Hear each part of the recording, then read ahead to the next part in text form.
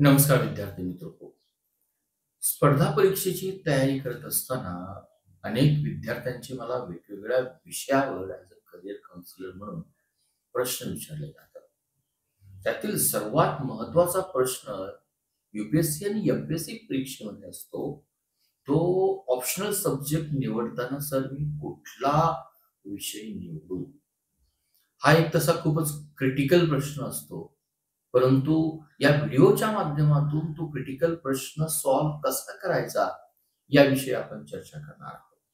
MPSC आणि UPSC मुख्य परीक्षेतील योग्य विषय निवडण्यासाठी कुठली रणनीती असावी हा आजच्या आपल्या विषयाचा व्हिडिओचा विषय आहे. तसं जर पाहिलं तर ही दोन्ही परीक्षा अतिशय स्पर्धात्मक परीक्षा आहे आणि या स्पर्धात्मक परीक्षेमध्ये ऑप्शनल विषय किंवा ऐच्छिक विषय आपली जी काही फायनल निवड होते, जो काही आपण मागच्या वर्षीच्या किंवा मागील 4 ते 5 विद्यार्थ्यांचा निवडीचा जर आपण टोटल चार्ट पाहिला, अनालिसिस जर पाहिलं, तर हा ऐच्छिक विषय निवडणीसाठी जो काही निर्णय घेतलेला असतो तो खूप निर्णायक ठरू शकतो. कदाचित जर विषय निवडला तर हा माझा नेहमी अनुभव असतो की एका वर्षी एका परीक्षेसाठी वेगळाच विषय असतो, दुसऱ्या परीक्षेसाठी दुसराच विषय असतो. त्यामुळं हा विषय निवडत असताना किंवा आपण ऍप्लिकेशन फॉर्म भरत असताना देखील आपल्याला हा ऑप्शनल विषय नमूद करावाच लागतो. त्यामुळं या ऑप्शनल विषयाकडे पाहताना आपला पर्स्पेक्टिव्ह हा कसा असावा, तो कशा पद्धतीनं असावा, ऐच्छिक विषय कसा निवडावा हे आपण पाहणार आहोत. पण त्या अगोदर या ऐच्छिक विषयाचं महत्व काय, हे जर महत्व जर समजून घ्यायचं असेल तर पहिलं जे काही टोटल आपल्याला 1750 मार्काची एक्झाम येते त्यामध्ये 500 मार्काचा पेपर 1 आणि पेपर 2 हे ऐच्छिक विषयाचे 2 पेपर असतात. म्हणजे 500 मार्काचा प्रभाव हा आपल्या फायनल निर्णयावर अतिशय महत्वाचा असतो. त्यामुळे अतिशय विचारपूर्वक आणि रणनीतीने मला वाटतं हा विषय आपण निवडला पाहिजे. आणि निवडत असताना UPSC आणि MPSCच्या मुख्य परीक्षेतील कुठले घटक कारणीभूत असावे, तुमची स्वतःची काय रणनीती असावी आणि रणनीती ठरवत असताना कुठल्या स्मार्ट टिप्स तुम्ही वापरल्या पाहिजेत यावर आपण अतिशय सविस्तरपणे चर्चा करणार आहोत.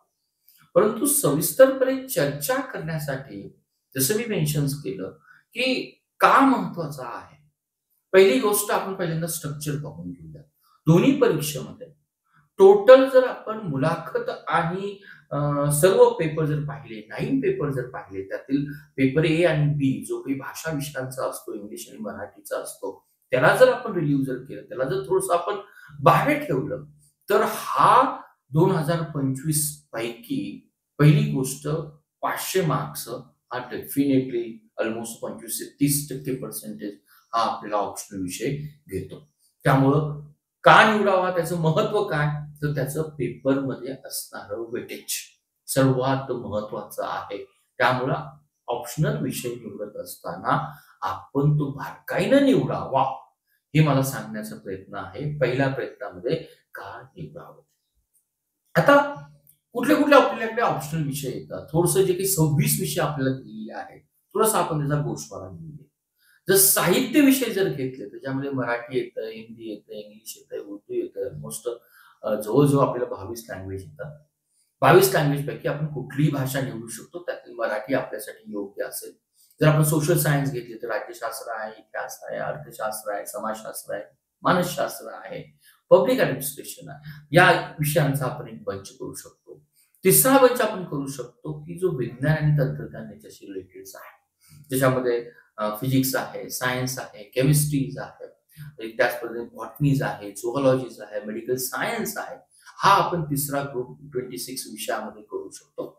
चौथा ग्रुप हा रिलेटेड असेल IIT संदर्भात किंवा इंजिनिअरिंगच्या संदर्भात. 3 मेजर ऑप्शनल विषय याच्यामध्ये येतात. एक येतो सिव्हिल इंजिनिअरिंग, दुसरा येतो मेकॅनिकल इंजिनिअरिंग आणि इलेक्ट्रिकल इंजिनिअरिंग. पाचवा जो काही ग्रुप आपण त्याला करू शकतो विषयांना, त्याच्यामध्ये कृषी आणि पर्यावरण रिलेटेड येऊ शकतात. कृषीमध्ये जर पाहिलं तर प्लेन ऍग्रिकल्चर आहे, वनीकरण आहे, इव्हन गुगल हा आपण यामध्ये टाकू शकतो किंवा सोशल सायन्स मध्ये त्याचा अंतर्भाव करू शकतो. पर्यावरण शास्त्र आहे आणि 6वा थोडासा कॉमर्स आणि मॅनेजमेंटच्या अंगाने जर पाहिला तर वाणिज्य आहे, लेखाशास्त्र आहे, व्यवस्थापन आहे, समॉट एक्सटेंड आपण याच्यामध्ये स्टॅटिक्स हा विषय ऍड करू शकतो. तर असे जे विषय आहेत 26 पैकी आपल्याला एक विषय निवडायचा आहे. त्याचे 2 पेपर असणार आहे. पेपर 1 हा 250 मार्काला असणार आहे. पेपर 2 हा देखील 250 मार्काला असणार आहे. दोन्ही पेपर डिस्क्रिप्टिव्ह असणार आहे. आपल्याला त्यामध्ये शब्दांचं बंधन असणार आहे. आणि ह्या शब्दांचं बंधन असताना आपल्याला जर 500 मार्क जर असेल तर पहिला फॅक्टर आपण विचारात घेणार आहोत की मी माझं स्वतःचं सेल्फ असेसमेंट करणार आहोत. विषय निवडणीसाठी सर्वात महत्वाचं ज्याला आपण स्वमूल्यमापन म्हणूया. स्वमूल्यमापनामध्ये काय येणार की स्वतःला जाणून घ्या. काय स्वतःला जाणून घ्या म्हणजे काय? पहिला प्रश्न तुम्ही स्वतःला विचारला पाहिजे की माझं ग्रॅज्युएशन कुठल्या विषयामध्ये आहे, माझी शैक्षणिक पार्श्वभूमी काय आहे, मी ग्रॅज्युएशन कुठल्या विषयामध्ये कंप्लीट केलेलं आहे, त्या विषयामध्ये मला आवड आहे का, माझं कौशल्य कुठल्या विषयामध्ये आहे, कुठला विषय मला आवडतो आणि मी ग्रॅज्युएशन कुठल्या विषयामध्ये केलेलं आहे, त्याचप्रमाणे कुठल्या विषयामध्ये माझी विश्लेषणात्मक आणि लेखन कौशल्य मला वाटतं स्ट्रॉंग आहे. हे सेल्फ असेसमेंट मध्ये ह्या भाग येतात. मला एखादा विषय अभ्यासाला आवडतो, मला त्याची हॉबी आहे, पण जेव्हा तो लिखाणात्मक स्वरूपात येतो, डिस्क्रिप्टिव्ह मध्ये येतो, त्याची माझ्याकडे कमांड नसेल ना, तर ह्या गोष्टी तुम्ही नोट केल्या पाहिजे. त्या पद्धतीने तुम्ही यादी तयार केली पाहिजे. मला वाटतं प्रत्येक विषयावर साधारणपणे निवड करण्या अगोदर 26 पैकी साधारणपणे प्रत्येक विद्यार्थ्याचे एक 8 ते 9 विषय थोडेसे आपण कन्फ्युजिंग मोड मध्ये असतात. तर त्या प्रत्येक विषयाचा सिलेबस काय, तो सिलेबसचा आपण पहिल्यांदा अभ्यास केला पाहिजे. त्यातील कुठला सिलेबस मला सर्वात जवळचा वाटतो किंवा मला वाटतो तो लाइकिंग असेल, हा त्यातला पॉइंट असेल. फॉर एक्झाम्पल समजा तुम्ही अभियांत्रिकी किंवा इंजिनिअरिंगचे विद्यार्थी असाल, 3rd इयरला असाल, 4th इयरला असाल किंवा पीजी जर केला असेल, अभियांत्रिकीचे विद्यार्थी आहे म्हणून तुम्ही सिव्हिल, इलेक्ट्रिकल, मेकॅनिकल हा ऑप्शनल सब्जेक्ट निवडला पाहिजे का? त्याचं उत्तर हाही असू शकेल, त्याचं उत्तर नाही असू शकेल. पण तुमचं मन जर सांगत असेल की नाही यार, इतिहासाची मला अगदी 8 आणि 9 स्टँडर्ड पासून मला आवड होती, इतिहासामध्ये उत्तर लिहिताना माझं स्ट्रॉंग एक लिखाणात्मक कौशल्य होतं, हे जर तुमचं मन जर तुम्हाला क्लिक करत जर असेल ना, तर इतिहास हा ऑप्शनल विषयाचा तुम्ही बारकाईनं प्रथम सिलेबसचा आणि मागील क्वेश्चन पेपरचा अभ्यास केला पाहिजे. फर्स्ट येतं स्वमूल्यांकन.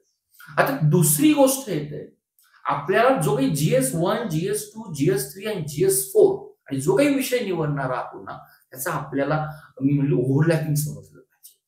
आता काही जे काही विषय आहेत त्यांचा GS1, 2, 3 या पेपरशी डायरेक्टली संबंध येतो.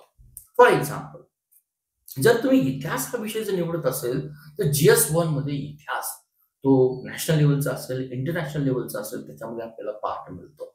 मग जर इतिहास निवडला तर मला GS1 ची पेपर ची तयारी करणं इझिली जातं आणि त्याचबरोबर माझा ऑप्शनल विषयही तयार होतो. त्यामुळे हा फॅक्टर तुम्ही जरूर काळजी घ्या. 4 पेपर पैकी माझा ऑप्शनल कुठल्या विषयाशी निगडीत आहे हे पाहण्यासाठी ऐच्छिक विषयाचा, ऑप्शनल विषयाचा अभ्यासक्रम तपासून घेतल्यानंतर किती मार्काचा सिलेबस आहे. जर जॉग्राफी हा मला जर निवडायचा असेल तर GS1 मध्ये जॉग्राफीचे कुठले चॅप्टर्स आहेत, ऑप्शनल विषयाचा कुठला पोर्शन त्याच्यामध्ये आहे, मागील वर्षीच्या प्रश्नपत्रिका पहा, त्याचं विश्लेषण करा. अरे बापरे, हा 250 मार्काचा पेपर आहे. पेपर 1 मध्ये साधारणपणे एक 100 मार्काचे क्वेश्चन GS1 मध्ये जर येत असेल तर कदाचित हा तुमचा विचार असू शकतो. एखादं एक्झाम्पल घेऊया, पॉलिटिकल सायन्स एक्झाम्पल घेऊया, राज्यशास्त्राचं एक्झाम्पल घेऊया. हा विषय GS2 पेपर आणि 4 मोठ्या प्रमाणात संबंधित आहे. त्यामुळं तो तुम्हाला फायदेशीर ठरू शकतो. जर पॉलिटिकल सायन्स हा जर विषय मला निवडायचा असेल तर मला GS2 चा अभ्यास करताना, त्याबरोबर GS4 चा अभ्यास करताना मला थोडी कुठेतरी रिलीफ मिळेल हे वाटतंय. आणि हे वाटण्यासाठी तुम्ही पॉलिटिकल सायन्स घेऊ शकता, पण त्यासाठी तुमची आवडही महत्वाची असेल. हे 2 पॉइंट आपण पाहिले. तिसरा पॉइंट महत्वाचा येतो ऐच्छिक विषय निवडण्यासाठी तुमचा इंटरेस्ट आणि तुमची पॅशन, ज्याला आपण एक प्रेरणा देखील असं म्हणूया. आता यातली प्रेरणा महत्वाची का? युपीएससी ही एक 2 महिन्याची एक्झाम नाहीये, मिनिमम हा 1 वर्षाचा ड्युरेशनचा पिरियड असतो. त्यामुळे काळजी घ्या की जो आपण ऑप्शनल विषय निवडणार आहोत, GS4 हा आपल्याला करायचाच आहे, कंपल्सरीच आहे. सर्व विद्यार्थ्यांना कुठल्याही स्ट्रीमचे असू द्या, पण ऑप्शनल विषय जो काही मिनिमम आपण 8 ते 9 महिने, मॅक्झिमम 2 ते 3 वर्ष त्याचा अभ्यास करणार आहोत. तो अभ्यास करत असताना मला असं इंटरेस्ट तयार झाला पाहिजे. मला अशी पॅशन माझ्यामध्ये निर्माण झाली पाहिजे. यार नाही, पब्लिक ॲडमिनिस्ट्रेशन हा विषय मी का निवडला? कारण पब्लिक ॲडमिनिस्ट्रेशन ज्या लोकप्रशासनामध्ये मी जाणार आहोत, जो ऑफिसर म्हणून फ्युचरमध्ये मी स्वतःला पाहतो, त्याचाच अभ्यास पब्लिक ॲडमिनिस्ट्रेशनमध्ये मला येतो, हा विचार तुमच्याकडे आला पाहिजे. त्यामुळं 8 ते 9 महिन्याचा अभ्यास जर मला सेपरेटली करायचा असेल, की जो मला कंपल्सरी नाहीये, तो अभ्यास करताना मला एक असं पॅशनेट वाटलं पाहिजे. मला त्या विषयामध्ये इंटरेस्ट निर्माण झाला पाहिजे. हाही मला वाटतं फॅक्टर, तिसरा फॅक्टर विषय निवड करताना तुम्ही घेतला पाहिजे. फॉर एक्झाम्पल सायकॉलॉजी आपण घेतला, मानसशास्त्र हा विषय घेतला. जरी तुमचं बॅकग्राऊंड फार्मसी बॅकग्राऊंडचं असेल, पण तुम्हाला कुठेतरी रुची वाटते सिलेबस पाहिल्यानंतर, या सायकॉलॉजी हा थोडासा माझ्याशी कोरिलेटेड आहे. समजायला मला सोपं वाटतो. कदाचित माझं जे काही इंटरपर्सनल स्किल आहे कम्युनिकेशनची, त्याच्याशी हा निगडीत आहे. सायकॉलॉजी हा विषय वाचत असताना, त्याचा सिलेबस पाहत असताना मला कुठेतरी एनर्जेटिक वाटतं. हा जर क्लिकिंग फॅक्टर जर असेल ना, तुम्ही इंटरेस्ट अँड पॅशन्सला आव्हान द्या आणि मे बी सायकॉलॉजी तुमचा ऑप्शन विषय होऊ शकतो. चौथा महत्वाचा फॅक्टर येतो तुमचं अभ्यास साहित्य आणि मार्गदर्शनाची उपलब्धता, स्टडी मटेरियल.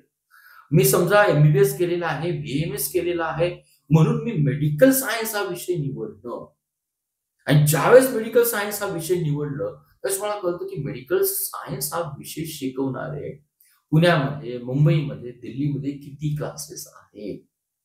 कारण मला त्या विषयाचं योग्य मार्गदर्शन मिळालं पाहिजे. मेडिकल सायन्स म्हणजे संपूर्ण आपला एमबीबीएसचा किंवा बीएमएसचा सिलेबस त्यामध्ये आपण इन्क्लूड नसतो. त्यामध्ये कुठला पाठ करायचा, कुठला पाठ स्किप करायचा, कुठल्या पाठावर अधिक महत्व द्यायचं, याचे एक्सपर्ट आपल्याला त्या त्या पद्धतीने आपल्याला मार्गदर्शन करत असतात. त्यामुळे मागील जे काही टॉपर्स आहेत, त्यांनी जो जो विषय घेतला असेल, त्यांनी कुठली स्ट्रॅटेजी अवलंबली, त्यांनी कुठली स्रोत वापरले, मे बी स्टडी मटेरियल असेल, मे बी द कोर्स असेल, मे बी द क्लासेस असेल, मे बी ऑनलाईन मीडियम असेल, ऑफलाईन मीडियम असेल, हा देखील फॅक्टर तुम्ही विचारात घ्या. कदाचित मेडिकल सायन्सच्या विद्यार्थ्यांना वाटतं की अँथ्रोपॉलॉजी हा थोडासा क्लोजली रिलेटेड असा, पण थोडासा सटीक किंवा आपण प्रिसाईज ऑप्शनल सब्जेक्ट आहे, ते त्यालाही निवडू शकतात. जसं आजच्या मार्केटमध्ये जर पाहिलं तर इतिहास घ्या, पब्लिक ॲडमिनिस्ट्रेशन घ्या, पॉलिटिकल सायन्स घ्या, प्रत्येक मेजर सिटीजमध्ये आपल्याला त्याचं मटेरियल वाईडली अवेलेबल आहे आणि त्याचे क्लासेस किंवा ट्युशन्स घेणारे वेल नोन एक्सपर्ट फॅकल्टीज आहेत. हा जर तुम्ही ज्या भागामध्ये राहता त्याची ऑनलाईन आणि ऑफलाईन उपलब्ध जर असेल ना, तर हाही फॅक्टर तुम्ही जरूर विचारात घ्या. ऐच्छिक विषय निवडत असताना मला त्याचं स्टडी मटेरियल कोर्स अवेलेबल होणं गरजेचं आहे. पाचवा फॅक्टर सर्वात महत्वाचा, आपण ज्याला म्हणूया की स्कोरिंग पोटेन्शियल. मला गुण मिळू शकतील का, जास्तीत जास्त गुण मिळतील का? कारण 500 विषयांपैकी आपण असे काही विद्यार्थी देखील पाहिलेले आहेत, अगदी 300+ 340+ मार्क मिळवणारे देखील आहेत. त्यामुळं काही विषय हे अधिक गुणसंभाव्य किंवा हाय स्कोरिंगचे विषय असतात, काही विषय हे अधिक कठीण असू शकतात. फॉर एक्झाम्पल, आता कुणासाठी हा हाय स्कोरिंग आहे, कुणासाठी हा लो स्कोरिंग आहे, हा प्रश्न प्रत्येकाचा व्हेरिएबल होऊ शकतो. परंतु ते पाहण्यासाठी मागचे जे काही 5 वर्षाचे निकाल आहेत, जे काही टॉपर आहेत, त्या टॉपरने कुठला ऑप्शनल सब्जेक्ट घेतला, तो पाहणं, त्याचं विश्लेषण करणं आणि त्या पद्धतीनं ऐच्छिक विषयांचा, गुणाचा, ट्रेडचा अभ्यास करणं सर्वात महत्वाचं असेल. फॉर एक्झाम्पल, गणित आणि आपण इंजिनिअरिंग विषयामध्ये एक स्पेसिफिक उत्तर असतात, स्पेसिफिक स्टेप दिलेल्या असतात आणि त्याची एक उत्तर आपल्या स्टेपनी आपल्याला नमूद केलं जातं. त्यामुळे कदाचित या विषयामध्ये जर तुम्ही जर एक्सपर्ट असाल सायन्सच्या विषयामध्ये, ऑलरेडी तुम्ही 3 ते 4 वर्ष त्या विषयाचा अभ्यास केलेला असतो, कदाचित हा तुम्हाला कळू शकतो की या ज्या 4 वर्षासाठी ग्रॅज्युएशनसाठी या विषयामध्ये मी अभ्यास केलेला आहे, तोच जर मी विषय जर निवडला तर GS 1, 2, 3, 4 साठी मला अधिक वेळ देता येईल. त्या पद्धतीने देखील तुम्ही तो विषय घेऊ शकता. त्यामुळे गुणाची संभाव्यता आम्ही 5वा फॅक्टर सांगितला. आणि दुसरं जे काही म्हटलं जातं ना, ट्रेंडला फॉलो न करण्याचा सल्ला, त्याला आपण हर्ड मेंटॅलिटी म्हटलं जातं किंवा जसं मेंढरासारखं म्हटलं जातं की मेंढरू ज्या मागे धावतं, एक मेंढरू त्याचा लीडर, सर्व मेंढरू त्या मागे आपल्याला धावताना दिसतं. आज आपण काय करतो, ट्रेंड अनालिसिसचा अभ्यास करतो. ट्रेंड अनालिसिस कळल्यानंतर की सर्व मुलं पब्लिक ॲडमिनिस्ट्रेशन घेतात, सिलेबस छोटा आहे म्हणून आपण सर्वजण फॉलो करतो. साधारणपणे 2000 ते 2010 मध्ये महाराष्ट्रामध्ये एक लाटच आली होती यूपीएससीच्या मुलांच्या मध्ये. त्यावेळेस यूपीएससी हा डिस्क्रिप्टिव्ह होता, आजही डिस्क्रिप्टिव्ह आहे. त्यावेळेस एमपीएससी हा थोडासा ऑब्जेक्टिव्ह होता, की सर्वजण मराठी साहित्य हा विषय घेत होते आणि अगदी 4 ते 5 वेळा हा विषय घेऊन आय-ए-एस होणारे, आय-पी-एस होणारे विद्यार्थी होते. मग तो आपण ट्रेंड पाहतो. अरे, मागच्या वेळेस अकाउंटून घेऊन विषय घेऊन बहुतेक लोक सिलेक्ट केलेले आहे. मग आपणही तो फॉलो करतो. त्या ठिकाणी सर्वात महत्वाचं जर असेल ना, तुमची गरज काय? तुमची आवड काय? तुमची अभ्यासाची सवय काय? आणि तुम्ही हा का विषय निवडता? ट्रेंडला पाहून निवडताय का? इतिहास. अचानक एका वर्षी इतिहासाचे सर्वात जास्त टॉपर येतात आणि आपण इतिहासाला चूज करतो. जसं मी तुम्हाला सांगितलं. एखाद्याने जर आपल्याला जर या ठिकाणी जर मी मेन्शन्स केलं अँथ्रोपॉलॉजी हा विषय जर घेऊन जर संपूर्ण सायन्सची मुलं जर येत असेल, तर आपल्याला तो विषय जरी आवडत नसेल, तर बाकीच्यांनी घेतलाय म्हणून आपण निवडतो. या ठिकाणी आपला ग्रॅज्युएशन सारखा ट्रेंड नसतो, की ॲट द लास्ट मोमेंटला आपण तो विषय निवडू शकतो किंवा विषय आपण स्किप करू शकतो. तसं यूपीएससी आणि एमपीएससी या परीक्षेला नसतं. त्यामुळं या व्हिडिओला मी समराईज करत असताना जो काही प्रश्न होता, मी कुठला ऐच्छिक विषय निवडावा आणि तो विषय निवडत असताना मी कुठली फॅक्टर्स किंवा योग्य ऐच्छिक विषयाची निवड करताना माझी रणनीती कशी असावी. त्यामुळे त्याचं सरळ असं 2+2=4 असं आपल्याकडे या ठिकाणी उत्तर नाही. कुठलाही ऐच्छिक विषय निवडत असताना सर्वोत्तम ऐच्छिक विषय किंवा सर्वात लो स्कोरिंग ऐच्छिक विषय असा काही संदर्भ या ठिकाणी नसतो. तुमची पूर्णपणे वैयक्तिक आवड, तुमची असणारी क्षमता, तुमची असणारी शैक्षणिक पार्श्वभूमी, मे बी शैक्षणिक असू शकेल, मे बी प्रोफेशनल असू शकेल. ती गोष्ट हा ऐच्छिक विषय निवडण्यासाठी सर्वात महत्वाच्या ठरतात. शेवटी मी जे काही तुम्हाला स्ट्रॅटेजी समराईज करून सांगेल, विषय निवडत असताना खालील 6 प्रश्न तुम्ही स्वतःला विचारले पाहिजे आणि या 6 प्रश्नाची उत्तर जर सकारात्मक झाली ना, तर त्या पद्धतीने तुम्ही ऐच्छिक विषय निवडला पाहिजे. ऐच्छिक विषय जो निवडताय पहिला प्रश्न असेल, तो किती कॉम्प्रिहेन्सिव्ह आहे? मला तो वेळ भेटेल का? दुसरा असेल, तुमच्याकडे तयारीसाठी किती वेळ आहे ऐच्छिक विषयांची? तिसरा तुम्हाला प्रश्न विचारायचा आहे, हा ऐच्छिक विषय तुमची पदवी असेल, पदवीक्रम अभ्यासक्रम या विषयाशी जुळतोय का? म्हणून निवड करायची किंवा नाही करायची. चौथा सर्वात महत्त्वाचा फॅक्टर तुम्हाला विचारायचा आहे, जो विषय निवडला तो जीएस पेपर सोबत त्याचं आणि अभ्यासक्रम याच्यामध्ये किती सिमिलरिटीज आहे. 5वा प्रश्न, ऐच्छिक विषयासाठी जे काही अभ्यासक्रम आहे, स्टडी मटेरियल्स आहे, सामग्री आहे, ऑनलाईन आहे, ऑफलाईन आहे, हे सहज उपलब्ध आहे का? आणि शेवटचा प्रश्न असेल, सर्वात महत्त्वाचा, जो तुम्ही ऐच्छिक विषय निवडताय, तुम्ही ट्रेंडला फॉलो करताय, हार्ड मेंटॅलिटी फॉलो करताय, की तुमचा तो इंटरेस्ट आणि पॅशन आहे. याची उत्तर जर तुम्हाला जर मिळाली ना, तर मला नाही वाटत तुम्ही कोणाला विचारलं पाहिजे, की सर मी कुठला ऐच्छिक विषय निवडूया. त्यामुळं ऐच्छिक विषय निवडण्यासाठी कुठली परिभाषा नाही, कुठली फॅक्टर्स नाही.